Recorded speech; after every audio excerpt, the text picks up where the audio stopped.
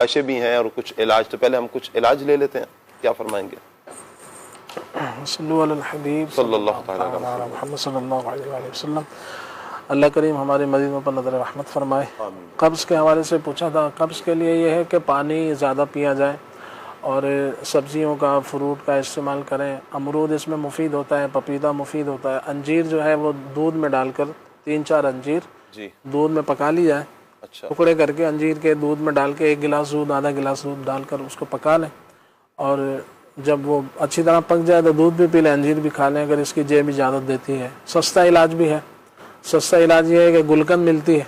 गुलकंद ये मीठी होती है, बच्चे भी ले सकते हैं। थोड़ी सी गुलकंद, आधी चम्मच, 1 चम्मच गर्म दूध के साथ रात को ले लें तो इंशाल्लाह इससे भी कब्ज़ का मामला बेहतर हो जाएगा। ये अगर मुस्तकिल रहना शुरू हो जाए तो फिर क्या करें? बहुत ज़्यादा अरसा तक रहे और काफ़ी आजमाइश हो, पेट बसावकत फूला जा रहा होता है इसकी वजह से। कब्ज़ रहेगी तो गैस भी होगा, पेट भी फूलेगा, अफारा जिसको बोलते हैं वो भी होगा। तो मुख्तलिफ जैसे अलग अलग डकारें और मुख्तलिफ मामलात होते हैं। तो कब्ज़ ना रहे इसका ख्याल करना चाहिए। और इसके लिए जो भी है अपनी अपनी तबीयत होती है जी। बाज़ों की तबीयत में कब्ज़ जैसे एक तरह से यूँ के लिए शामिल ही होता है जी। तो उनको उसके एतबार से चलना होगा। जैसे किसी का ब्लड ग्रुप ए है, किसी का बी है जी। अब जिसका ए उसका ए ही रहेगा जी। तो अब उसको अब इसी तरह किसी की अगर तबीयत ऐसी है कि उसको कब्ज़ रहता है और वाकई ही वो जैसे, तो उस पर इसको गौर करना चाहिए कि ग़िज़ा क्या खाए। तो बाकायदा उसका एहतमाम करें। मिसाल है कि पपीता मिल जाए तो वो खा लिया करें, अंजीर का इस्तेमाल कर ले, दूध का, पानी का इस्तेमाल ज़्यादा करें, सब्जियों पे ज़्यादा जैसे सब्ज़ी और फ्रूट वगैरह इस्तेमाल करें। तो इस तरह जान छूट जाएगी। मज़ीद एक बहुत अच्छा इलाज है, अगर इसको मुस्तकिल करें तो जब भी जैसे कब्ज़ हो, ये बच्चे भी कर सकते हैं, बड़े भी कर सकते हैं, बूढ़े भी कर सकते हैं, बड़े बुज़ुर्ग भी। तो 1 कप दूध लें गरम गरम, उसमें 1 चम्मच कस्टर्ड ऑयल डाल के पी लें। अच्छा। अगर जेब इजाज़त दे तो 1 चम्मच उसमें बादाम का तेल भी डाल लें। सही। तो इस तरह अगर मज़ीद की इजाज़त की बात आपने 2-3 दफ़ा दोहराई है, ये जेब कब इजाज़त देता है, कैसे देता है? मिसाल है कि ऐसे लोगों के हालात जी आजकल ऐसे हैं कि अल्लाह सब पर रहमत की नज़र फरमाए। खाना पीना मुश्किल होता है तो इस तरह इलाज अंजीर लेने जाएंगे तो वो 3000 रुपये किलो है, 4000 रुपये किलो है, 5000 रुपये किलो, मुख्तलिफ हिसाब से मिलती है। तो ज़ाहिर बात है वो गुलकंद लेंगे तो 150 की मिल जाएगी। तो इस तरह से है। तो अगर जेब इजाज़त दे तो आप बादाम का तेल भी उसमें डाल लें। तो बादाम का तेल महंगा होता है, कस्टर्ड ऑयल सस्ता होता है, तो उससे भी काम चल जाएगा। मगर बादाम का तेल डल जाएगा तो मजीद फ़ायदा हो जाएगा। जैतून इसके लिए फ़ायदेमंद है, जैतून का तेल भी डाल सकते हैं। सही। और मजीद अगर आपकी समझे जेब इजाज़त देती हो, मुयसर हो, तो शहद ले लें। सही। तो शहद भी 1 चम्मच डाल लें। 1 कप दूध लें, उसमें 1 चम्मच शहद, 1 चम्मच बादाम का तेल, 1 चम्मच कस्टर्ड ऑयल, तो तीनों को पी लें। तो ये मुस्तकिल आप लें तो अंदर जो अंदरूनी तौर से खुश्की होगी वो दूर हो जाएगी और इंशाअल्लाह इससे फ़ायदा, कब्ज़ के मामले में फ़ायदा हो जाएगा। तो ये बच्चों को भी कर सकते हैं, दे सकते हैं, कस्टर्ड ऑयल और दूध वाला, बड़ों को भी दे सकते हैं। इसके लिए वॉक की इफादियत किस हद तक है? वॉक तो सभी मामलात के लिए, सिर्फ इससे एक फ़ायदा हासिल नहीं होगा, यूँ कहने लातादाद फ़ायदे से हासिल होते हैं। सही। और ये करनी चाहिए और जिस जिसको मौका मिले, जिस हिसाब से भी मिले, इसके लिए जैसे एक जुमला है वो जहन में रहे कि वॉक के लिए यानी कि चलने के लिए दूर तक चलना ज़रूरी नहीं है, देर तक चलना ज़रूरी है। देर तक चलना ज़रूरी है, दूर तक चलना ज़रूरी नहीं है। वो कहते हैं कि हमारे पास तो पार्क नहीं है, घर से बाहर जाने की तरकीब ही नहीं है, तो कमरे में चलें, देर तक चलें। सही। दूर तक जाने की ज़रूरत नहीं है, घर में ही चल लें। और मौलाना सरदार अहमद मुहद्दिस आज़म पाकिस्तान रहमतुल्लाह तआला अलैह फरमाया करते थे कि चल अगरचे दीवार पर, ये मतलब चल अगरचे दीवार पे चलना है। तो इससे बहुत फ़ायदा होगा और ख़ासतौर से कब्ज़ के मामले में इंशाल्लाह फ़ायदा होगा।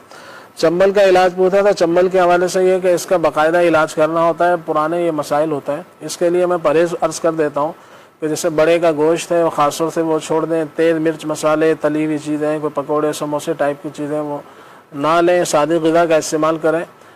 सब्ज़ी फ्रूट के पर आप रहेंगे तो इंशाअल्लाह इस मामले में आपको अच्छा अफाका होगा। कब्ज़ ना रहने दें, कब्ज़ के हवाले से भी इलाज करें। पाँव जल गया था, इसके हवाले से था कि इसके लिए ये है कि इसके लिए बेहतरीन एक इलाज है कि आप अच्छा वाला ओरिजिनल नारियल का तेल ले लें। कभी भी कहीं कोई चीज़ जल जाए, हाथ पैर उंगली वगैरह, तो मौके में से तबीब के मशवरे से आप अगर ये इस्तेमाल कर लेंगे तो आपको फ़ायदा होगा। जैसे खोपरे का, नारियल का, कोकोनट का जो ऑयल होता है, इसको लगाएं तो इंशाअल्लाह इससे जो है यूँ कह लें कि ये बहुत ही पावरफुल इलाज है, बहुत ही इसका मुजर्रब है, बहुत ही इसका फ़ायदा है। तो नारियल का मगर तेल असली हो तो वो खुद भी आप निकलवा सकते हैं, किसी जैसे आजकल मशीनें मार्केट में लगी होती हैं इस तरह की दुकानों पर, तो आप नारियल लेकर वहाँ से निकलवा भी सकते हैं, या कोई काबिल एतमाद बंदा हो वहाँ से ले सकते हैं।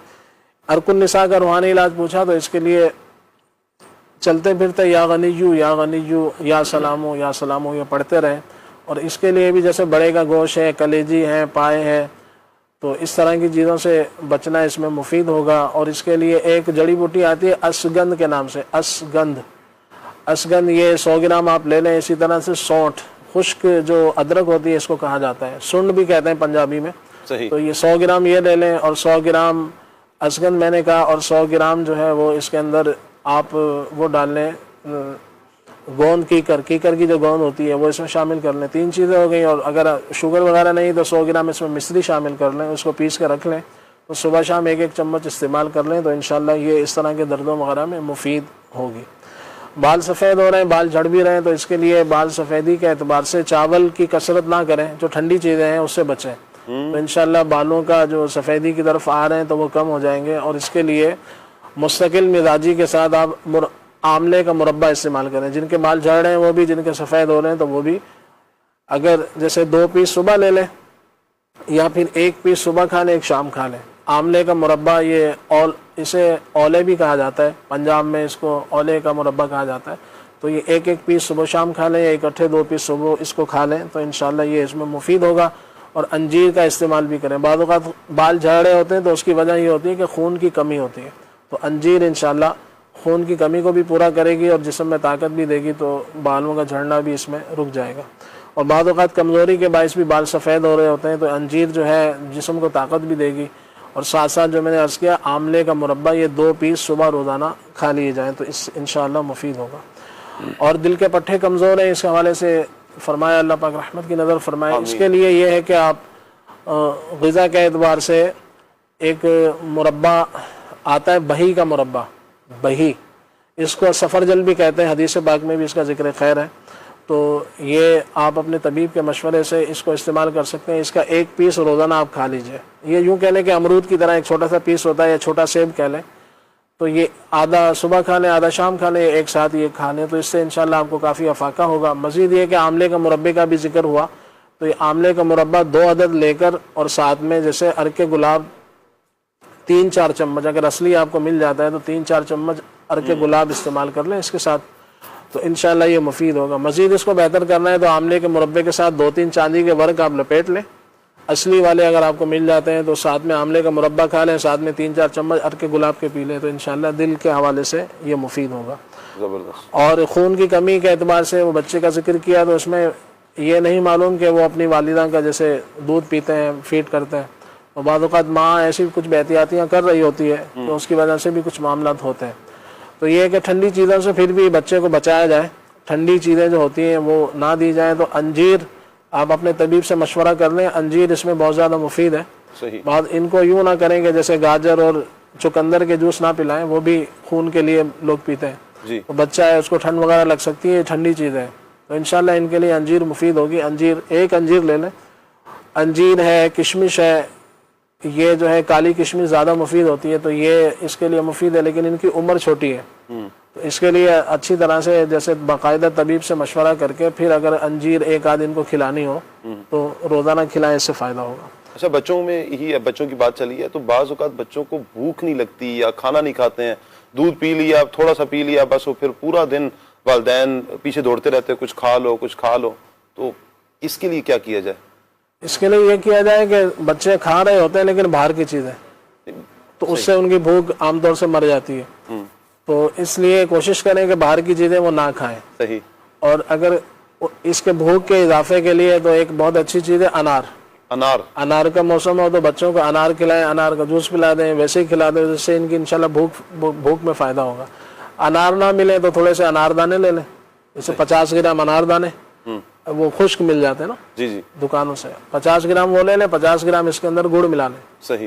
तो ये मीठा मीठा एक बन जाएगा। तो अब चाहें तो इसकी गोलियां, चाहें तो अब छोटी छोटी गोलियां बना लें। सही। चिपक तो होगी उसमें ना अनारदाने में जी। गुड़ भी ऐसा ही है, तो छोटी छोटी गोलियां बना के सुबह शाम खाने से पहले बच्चों को खिला दें या वैसे ही मुंह में थोड़ा सा रख दें, सही। तो इससे इंशाल्लाह उनकी भूख वगैरह में इजाफा हो जाएगा। मगर ये है कि ये बाहर की चीज़ें खाना बंद करेंगे ना तो अच्छे अंदाज से फिर इनको फ़ायदा होगा, वरना मुश्किल होगी। मैदे में दर्द और गर्मी के हवाले से था अच्छी तरह आप खाना चबा कर खाएँ, और मैदे में गर्मी के एतबार से मुलेठी आप ले लें। मुलेठी एक मशहूर चीज़ है, ये थोड़ी सी आप खाने के बाद जैसे कि उसको पीस के रख लें, खाने के बाद आधी चम्मच आप इसको पानी के साथ ले लें, या फिर वैसे ही इसको थोड़ा पानी में उबाल लें, 1-2 पीस इसके, और खाने के बाद उसको ले लें। इस्मागोल की भूसी इसमें फ़ायदा करेगी, अमरूद इसमें फ़ायदा करेगा, पपीता ले सकते हैं, तरबूज है। वो है कि मिर्च मसालों से आप बचें, ज़्यादा मिर्च मसाले गर्म चीज़ों से। बाद वो लोग होते हैं वो रोज़ ही गोश्त खाते हैं जी। अब ज़ाहिर बात है पेट में गर्मी होगी और क्या होगा। सब्जियों को भी मौका दें, दालों को मौका दें, इसी तरह से फ्रूट्स को मौका दें। तो तेज़ मिर्च मसाले जो मुरगन ग़िज़ाएँ होती हैं उनसे बचें। सही। बाद ऐसे घराने हैं, बाद ऐसी कौमें हैं कि जो जिनके यहाँ मिर्चें मशहूर हैं कि इनके यहाँ मिर्चें बहुत डाली जाती हैं। बिल्कुल ज़ाहिर बात है वहाँ पर फिर यही होगा। और कई एक अमराज मुझे पता है कि ऐसे लोगों के घरों में मखसूस कुछ अमराज होते हैं, अच्छा, वो सभी को हो रहे होते हैं, तो वो ग़िज़ा नहीं छोड़ते हैं, इलाज के लिए यूँ कह लें दर बदर होता है। सही। यहाँ से लिया फ़ायदा नहीं हुआ, वहाँ से लिया फ़ायदा नहीं हुआ, तीसरी जगह का फ़ायदा नहीं हुआ, ग़िज़ा को सही नहीं करते। सही। ग़िज़ा सेट होगी। आजकल खरबूजा है, गर्मा है, तो इसका इस्तेमाल करें, इससे भी इंशाल्लाह मैदे के हवाले से मुफीद होगा।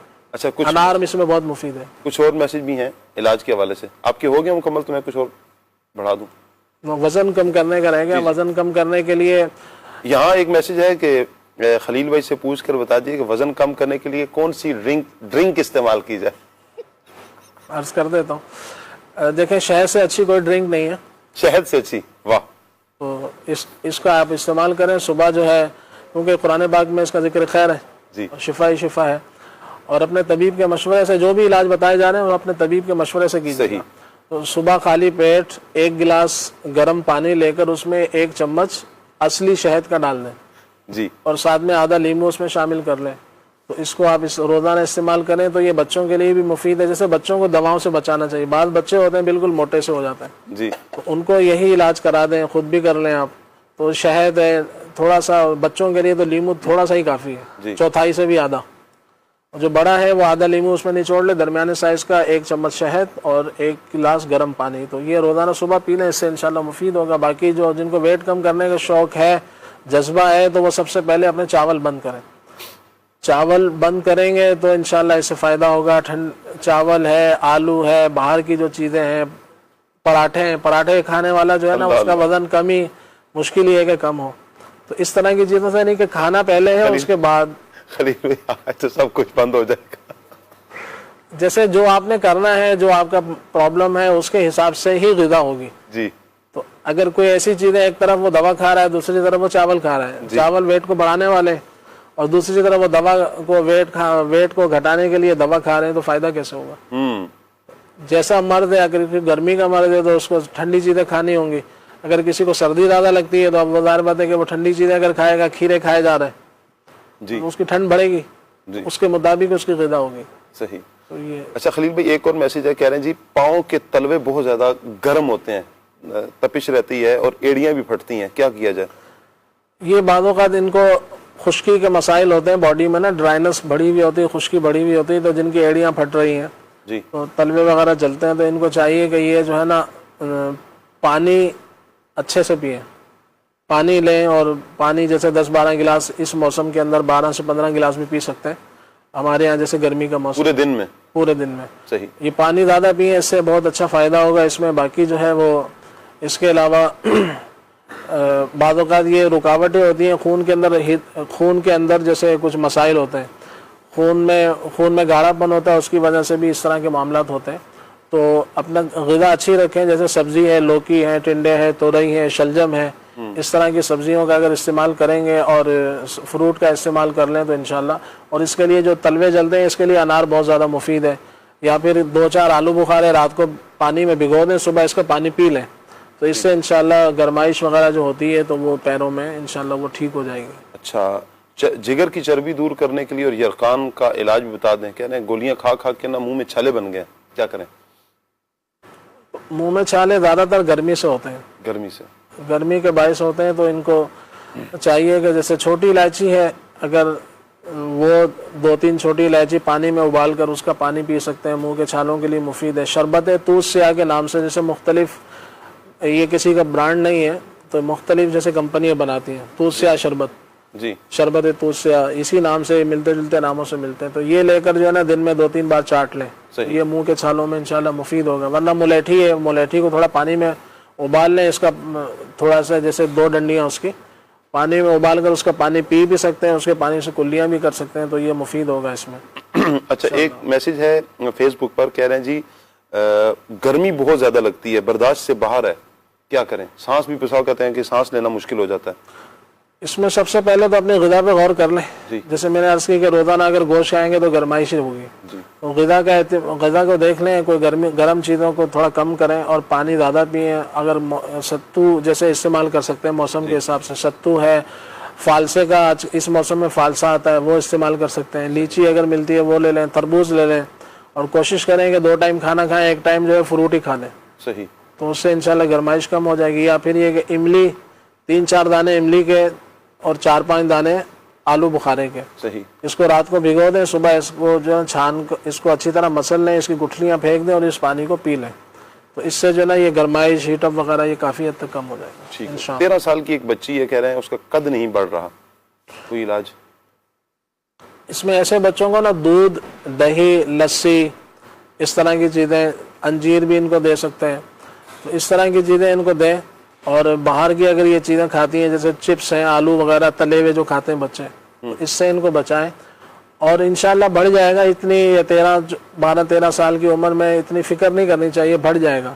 अल्लाह ने चाहा तो इनकी खुराक का ख्याल करें, अच्छी से अच्छी खुराक इनको दें, जैसे मक्खन खिला दें नाश्ते में, दूध, दही का, लस्सी का इस्तेमाल करवाएं, तो इससे इंशाल्लाह इनको जिस्म में ताकत आएगी और ये चीज़ें जो है ना कद बढ़ने का सबब बनेंगी। जोड़ों के दर्द के लिए क्या किया जाए? जोड़ों के दर्द के लिए सबसे पहले बड़े का गोश्त है, इसको बंद करें।